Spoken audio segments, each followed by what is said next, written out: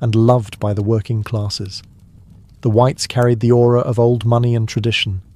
The greens, backed by merchants and the rising middle class, were known for their cunning and their willingness to bribe officials to adjust results. The blues, perhaps the most infamous, counted senators and emperors among their patrons. They represented the elite, the disciplined, the untouchable. These factions weren't just names shouted at races, they were full-blown corporations. Each had stables, trainers, financiers, priests, and spies. They bought the best horses from Spain and North Africa, trained their drivers like warriors, and maintained networks so vast they could rival military intelligence. Some factions even owned slaves who specialized in cheering, professional fans whose only job was to scream louder than the opposition. Fights between supporters were as common as the races themselves. Streets erupted into riots when a favorite charioteer lost unfairly, or a rival's driver was accused of sabotage. Imagine modern soccer hooliganism, but with swords and torches. Emperor Nero once tried to calm the chaos by supporting both the greens and blues, but instead of peace, it made things worse. Everyone wanted imperial favoritism, and no one wanted to share it.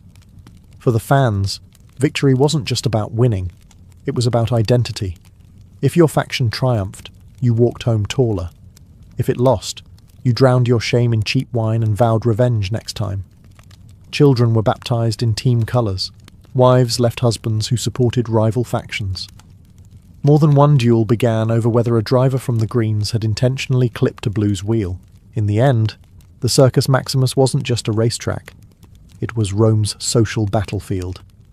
And when the colours clashed, it wasn't horses that collided. It was the soul of the empire itself. To the roaring crowds of the Circus Maximus, charioteers were nothing short of gods on wheels.